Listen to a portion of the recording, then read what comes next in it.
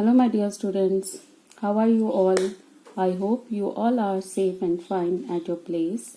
And I hope बेटा कि आप सबने अपनी एक्सरसाइज 1.3 के क्वेश्चन नंबर 5 तक क्वेश्चन सॉल्व कर लिए होंगे. So in today's video we are going to solve our question number 6, 7 and 8. So let us begin with our question number 6. A certain freezing process required that room temperature be lowered from 40 degrees Celsius at the rate of 5 degrees Celsius every hour. What will be the room temperature 10 hours after the process begin? It means there is a certain freezing process जिसमें कि room temperature जो है 40 degree Celsius है और उसको हमने lowered करना है, मतलब कम करते जाना है. किस रेट के साथ? 5 डिग्री सेल्सियस एवरी आवर. हर 1 घंटे में 5 डिग्री सेल्सियस कम हो रहा है. तो what will be the temperature 10 hours after the process begin. तो 10 घंटे के बाद कितना टेम्परेचर हो जाएगा? तो एज यू नो कि जब कोई चीज कम होती है तो we will denote it with a negative integer. तो वही चीज हम यहाँ पे यूज करेंगे. So present room temperature is कितना है अभी temperature? It is 40 degree Celsius. Okay, now decreasing the temperature every hour. तो जो टेम्परेचर हर घंटे कम हो रहा है वो कितना है? 5 degree Celsius. Now because it is decreasing तो you have to denote with a negative integer. Now to room temperature after 10 hours. तो 10 आवर्स के बाद रूम टेम्परेचर कितना हो जाएगा? तो this will be 40 degree Celsius. Okay, plus 10 into -5 degree Celsius. 10 into क्यों किया? क्योंकि हमें 10 आवर्स के बाद का टेम्परेचर बताना है, क्योंकि हर घंटे में 5 कम हो रहा है. तो 10 आवर्स में कितना कम हो जाएगा? तो 10 into -5.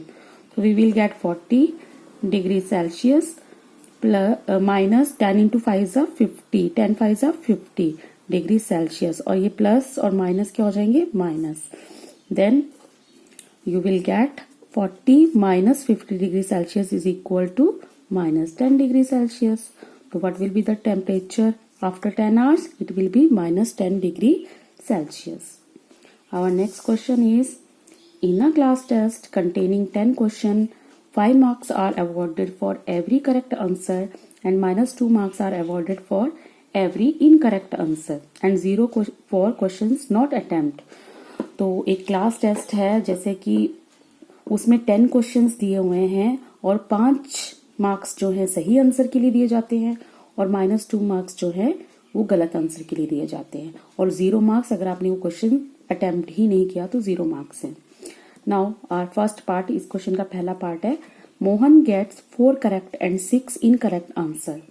What is his score? अब मोहन ने 4 करेक्ट आंसर किए हुए हैं और 6 इनकरेक्ट किए हैं, तो हमें बताना है कि उसका स्कोर कितना है. तो मार्क्स फॉर 4 करेक्ट आंसर. अब 4 करेक्ट है तो 4 इंटू और 1 करेक्ट के लिए कितने मार्क्स हैं? 5 मार्क्स. तो 4 into 5 is equal to 20. Similarly now marks for 6 incorrect answer. 6 उसने इनकरेक्ट किए हैं तो 6 इंटू इनकरेक्ट के लिए क्या मार्क्स हैं? -2. Then it will become -12. Now what will be the total score of Mohan? Total score कैसे निकालते हैं? अब हमने इन दोनों को प्लस कर देना है, उसके करेक्ट के और इनकरेक्ट के मार्क्स को. Then it will become 20 minus 12 which is equal to 8. thus Mohan gets 8 marks in the class test. कितने मार्क्स आए उसके? 8 marks. Now second question is Reshma gets 5 correct answer and 5 incorrect answer. What is her score? अब रेशमा है, उसने 5 सही question किए हैं, 5 गलत किए हैं, तो उसका स्कोर बताना है. तो marks for 5 correct answer, 5 correct answer into 5 marks for each, you will gate 25. And 5 incorrect means 5 into and incorrect के लिए कितने मार्क्स हैं? 2 मार्क्स. तो 5 2 ज़ा 10, you will gate -10. Now total score will be 25 plus -10. So 25 minus 10. 25 minus 10 will be 15. So Reshma get how many marks? 15 marks.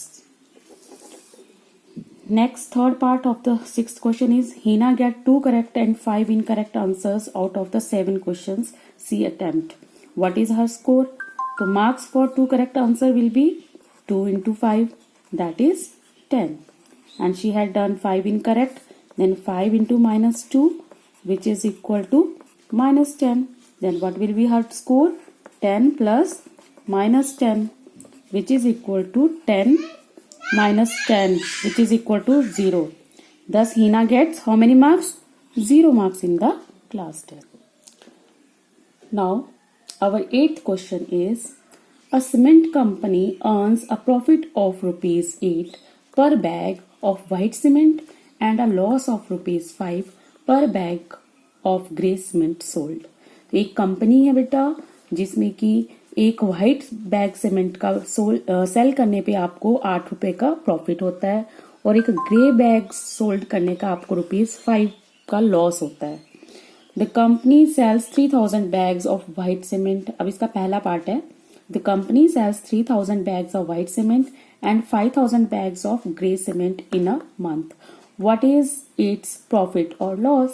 तो अब आपको बताना है, अगर कंपनी 3000 व्हाइट सीमेंट बैग बेचती है और 5000 जो है वो ग्रे बैग्स बेचती है तो उसको कितना प्रॉफिट या कितना लॉस होगा. तो as you know, profit on selling 1 bag of white cement is कितने हैं? Rupees 8. And profit on selling how many bags, कितने बैग बेच रहे हैं वो? 3000. तो यहाँ पे लिखने हैं आपने 3000 bags of white cement is rupees, कितना हो जाएगा बेटा? एक बैग का अगर 8 है तो 3000 बैग्स का कितना हो जाएगा? 8 into 3000, which will be rupees 24,000. Next is loss on selling 1 bag of grey cement. एक ग्रे सीमेंट पे बैग को सेल करने पे कितना लॉस हो रहा है आपको? 5 rupees. Then how many cement bags you are selling? Then it is 5000. तो आपको लॉस निकालना है 5000 बैग्स का. तो it will become 5 into 5000, which is equal to rupees 25,000. अब आपको लॉस हो रहा है कि प्रॉफिट हो रहा है? टोटल ओवरऑल वो आपको देखना है. आपका प्रॉफिट 24,000 है जबकि आपका लॉस जो है 25,000 हो रहा है. तो लॉस ज्यादा हो रहा है कि प्रॉफिट ज्यादा हो रहा है? ऑब्वियसली लॉस ज्यादा हो रहा है. तो ओवरऑल अभी आपको क्या रहेगा? लॉस ही रहेगा.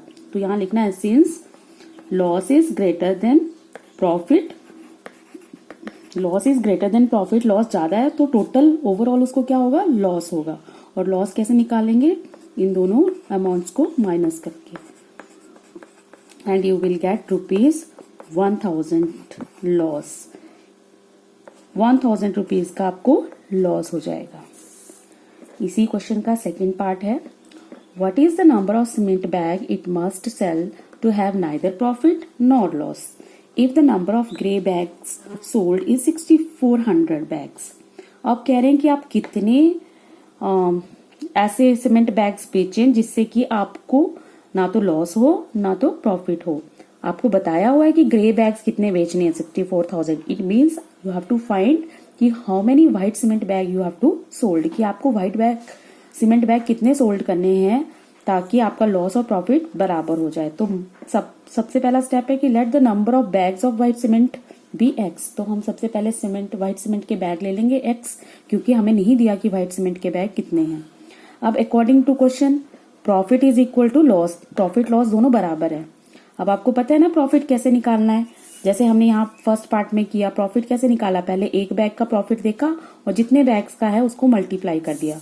तो यहाँ पे भी number of white cement bag into rupees 8.